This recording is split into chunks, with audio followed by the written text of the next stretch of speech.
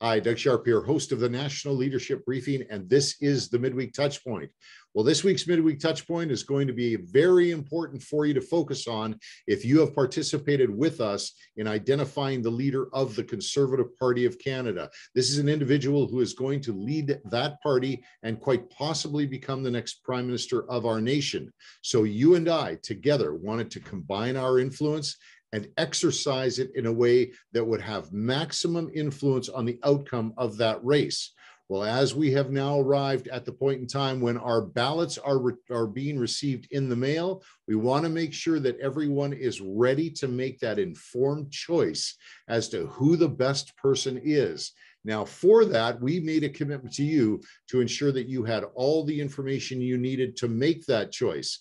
So today, we are focusing on that main thing by bringing you a couple of voters' guides and some helpful tips on how to handle your ballot to ensure that it is not spoiled in the process or received beyond the time allowed. So let's get right to it and introduce you first to our first guest on the Midweek Touchpoint. And that, of course, is Faytene from For My Canada, who promised to deliver us a fantastic voters guide with recommendations. And she has, in fact, done that. So let's bring Faytene on right away, waste no time getting to her voters guide.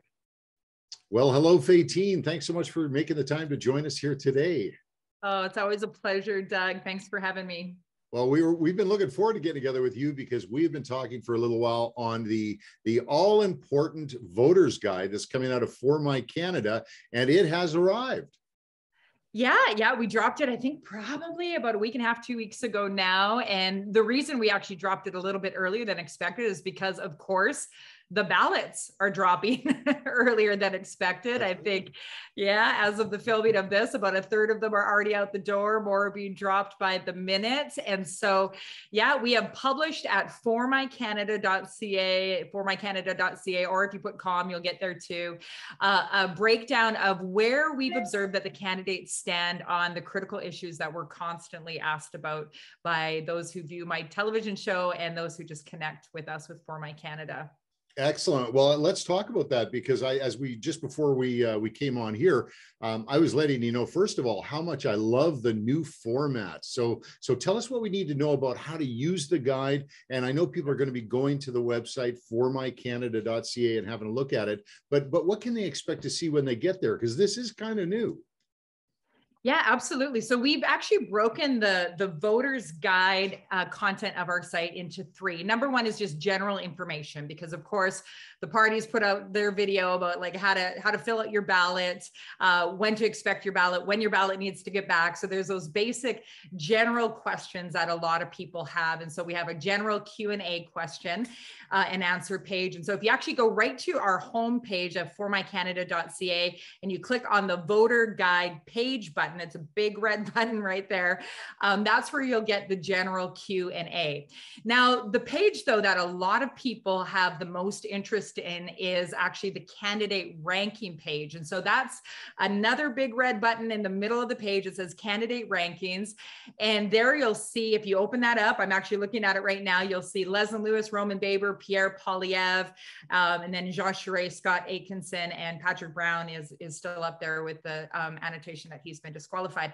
So we've broken down and given a rating, A to F grading to each of the candidates on, like I said, the different issues that our viewers and people we connect with care about. So we've got on here the winnability question. I know that's not one of the 4 pillars, but we've included that because that's something a lot of people are looking at. You know, is this person winnable in the urban centers, in those suburban, Anglo-Saxon suburban ridings that traditionally are the kingmaker?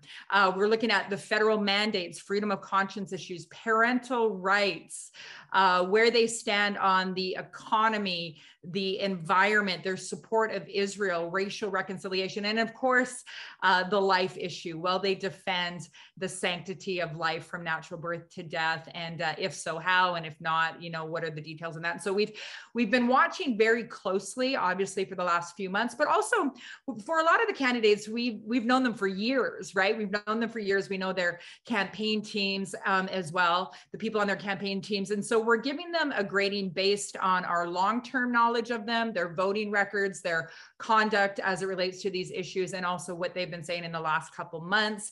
And then we did the math on all of that. We averaged out their grades and gave them an overall grade that people can look at when they're assessing who will be number one on their ballot. So when it comes to the 4 pillars, this is no surprise to any of your viewers here right now. Dr. Leslyn Lewis, hands down, is tops on that one because she's the only pro-life candidate, and she's also been excellent on all the other issues as well. So like I said, Doug, we're covering the issues, giving people a grading there. The one thing that's a bit unique is talking about the winnability factor. And then the other thing that I did want to mention, because I skipped over it, was their campaign teams and their trustability factor. Okay, so is this a person that keeps their word? Is this a person that represents the party base, has voted in a consistent way with party policies, and their campaign team? You know, you and I, we've been around the block a few times on these things, and we know that campaign teams absolutely matter. Campaign teams often become staff, core staff after the election, and they have a huge impact on the temperature of the offices of the office of the future leader. Whoever his or her team will have a massive impact. And so the team really matters as well. And we saw that massively actually with Aaron O'Toole. We actually saw it with Stephen Harper as well. There were some issues that he was excellent on for quite some time, and then near the end of his tenure, he actually changed it up a little bit. Well, most of those changes had everything to do with who was around him. So that is also on our voters guide. Now, the last thing, and I'll just bottom line this one, is explanations. So some people might look at some of the rankings. So for example, Pierre Poilievre, got a C on parental rights, specifically because of his posture towards C4. Okay, but some people might not know the history of what happened with C4 and how Pierre Poilievre actually supported C4 being passed through the Parliament of Canada without debate, without committee study. This, of course, is the bill that could put pastors and counselors into prison for up to 5 years. And Pierre has also said that he will not revisit this. And so that's why he got kind of a bad mark on that one. Also on the federal mandates, we gave him a lower grade on that one as well, because even though he's been very strong in the last couple months, it's really only been the last couple months. And so it wouldn't be fair to give him a higher grade than, say, a Roman Baber who got kicked out of the caucus in Ontario there because he took a stand regarding freedom of conscience issues, 2 years ago. And of course, Dr. Leslyn Lewis taking a stand on the vaccine mandate issue and losing her shadow cabinet position over her stance surrounding specifically medical privacy. Right. And so Leslyn and Roman will come out higher than Pierre on that. So all of these things crunch down to the overall rating and also trustability. So if somebody's all of a sudden saying something that they haven't been saying up until the last 8 weeks, then that needs to factor into whether or not this is someone that has a high probability of possibly flipping on the other side, particularly if they have a campaign team around them that aren't warm to some of the things that you and I care about. So that is kind of not really the bottom line. I don't know that I bottom lined it there, Doug, but that's the overview. That's the medium-sized brush overview. Well, but that's great. Oh, sorry, go ahead. No, again, it's all right there at formycanada.ca. Yeah, absolutely. And when you go to the website as well, I just want to encourage everyone who's going to check this out. You're going to find it's so easy to work with. It's very great. It's great, well laid out.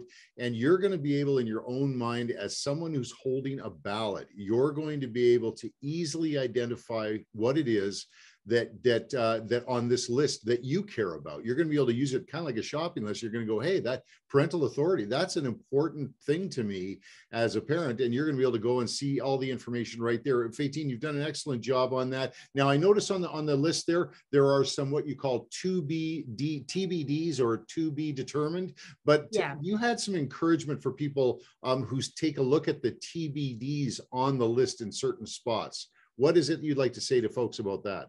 Yeah, we wanted to push this candidate ranking card out ASAP because people are receiving their ballots, and also because we do feel very confident with the ratings that we've given people on the 4 pillar issues. So the issues that your viewers and followers will be tracking with mine as well. And so, but there are other issues like where someone stands on Indigenous reconciliation, for example, where they stand on their support of Israel. These aren't necessarily things that have been talked about a lot in the campaign. We know that a lot of our friends and viewers and followers care about these issues. And so we wanted to put them on the report card to let people know that we're going to be watching for where the candidates stand on the issues. We know where some of them stand on the issues already, but the TBDs are the ones that we're going to continue to watch. Now, our team has been very careful and thoughtful about this, though.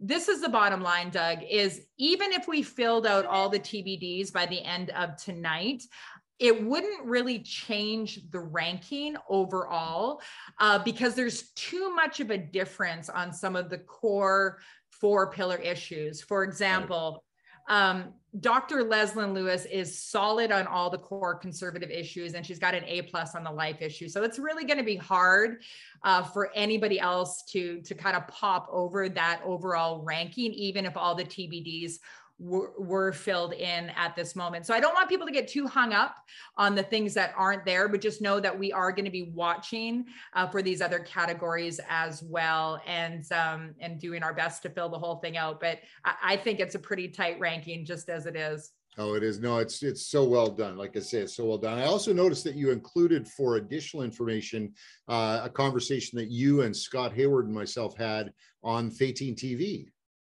Yeah. So it was an hour and a half. The 3 of us hopped on Facebook Live and we just chopped it up and we asked the elephant in the room type questions. We talked about the teams. We talked about, can we trust not only the candidates, but the people around them? And we broke that down a little bit because let's just face it, Scott has a lot of insight on these types of things. We talk about where some of the candidates stand on some of the 4 pillar issues.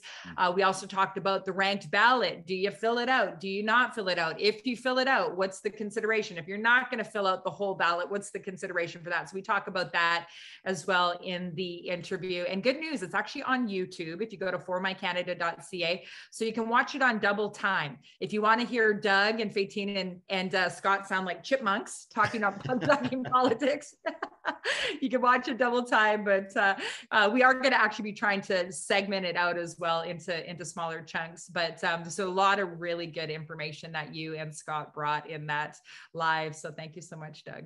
Oh, no, our pleasure. Absolutely our pleasure. Now, so everybody's got the information. You've got your ballots either in your hand, or your ballots are on the way. There's also going to be some additional information and links that we're going to provide here, but definitely check out the link on the bottom. We're keeping the main thing today, and that is giving you all of the information you need to make an informed choice as to how to fill your ballot out to identify who this leader is going to be for the Conservative Party of Canada. Thank you so much, Faytene, for joining us today. I appreciate again you taking the time, and God bless you on the road ahead. Thank you so much, Doug. Doug, can I throw one last thing out there as well? You can. And you're probably already said this, but I do want to really encourage people to fill out their ballots sooner rather than later. Number one, it'll mean that you don't forget. Number two, if something happens with your ballot, and you've already been identified as a supporter to a certain campaign, then that campaign is going to actually be able to watch. And if something happens with your ballot, they're going to be able to, what I mean is if it's filled out wrong or for some reason it gets disqualified, that candidate's going to be able to tap you on the shoulder and say, hey, Doug, something happened. Your ID photocopy was a little bit blurry. Make sure you call the party and get another ballot sent to you. So the sooner you do that, the better chance you'll have of making sure that you get this basketball in the hoop. Another piece of excellent advice from Faytene. Thank you so much. Appreciate it. Okay, well, let's keep moving along here. I want to share another voter's guide with you that comes from Scott Hayward and Alyssa Galob of Right Now, the organization. Obviously on the National Leadership Briefing, we work very closely with Scott and Alyssa because we like their work. They do excellent work, and they've once again done a great job of putting forward information. Let me share my screen with you. I'm going to take you to their website, and show you where you're going to be and what you're going to be seeing when you get there. Here is the voters guide page. That's the website address is itstartsrightnow.ca. I'm going to be including this link in our notes below, but it starts right now. You've got the leadership election race here. You've got how to vote, and then a little bit instructions on how to rank a ballot and the fact that you have to mail your ballot and how a winner is chosen. They actually also have a recommended ranking for each of the contestants. Of course, this is prior to the Patrick Brown disqualification, so you'll have to make adjustments there. But then you've got the rankings. They use a percentage scale. Now, the great thing about the recommendations that have come out of right now is that when you click on each one of these candidates' numbers, you can look at an interview that each of the candidates has responded to for questions from right now. So this is a very informative page. You can see exactly what the question is that Scott and Alyssa asked each of the candidates, and then you can see exactly how it is that they answered the questions as opposed to the other candidates that are in the race. So a valuable tool, and definitely want to not only review this before casting your ballot, but also I would encourage you to actually sign up on the page here of Scott and Alyssa's, their homepage. If you click on the homepage, you can enter your email address here, and they will also keep in touch with you on updates upcoming. Now, keep in mind, this is an organization we're going to be working with as well, preparing for the policy convention coming up within this party. So again, you're going to want to be on their list, and you're going to want to keep in touch with them. So let's stop the screen share for now and just go back and just close up here by telling you that we do have the ballots, as I say, that are in the mail. We're going to be sharing information as well in the notes with you about what it is that you are going to find in the ballots. But let's take a quick look and see, make sure that you know you're going to have the envelope that it comes in, and then you're going to have 4 pieces of paper. You're going to have the first piece of paper that's marked with a 1 here. Then you're going to have another piece of paper that's marked with a 2. Then you're going to have another piece of paper that has a 3 on it. You see that 3 in the bottom corner here, right there. And then you're also going to have the return envelope. So make sure that when you get your ballot, that you not only make sure your ballot contents package is complete, but that you watch the videos, review the voters' guides, and ensure that you use the video link that I'm going to share in the post notes here as well, and in the notes below this video, a video from the party that shows how you can ensure that you're filling out your ballot properly, that you're handling your ballot properly, because you have to take each of the pieces of paper and handle them in a certain way and insert them back into the envelope to ensure that your ballot isn't spoiled. Now, we're going to do another video on that real quick here, but just in the meantime, don't send your ballot off unless you're confident that you've reviewed the information in this distribution today, but also reviewed the video. It's about a 2.5-minute video from the party below, just making sure that you've got all the right information.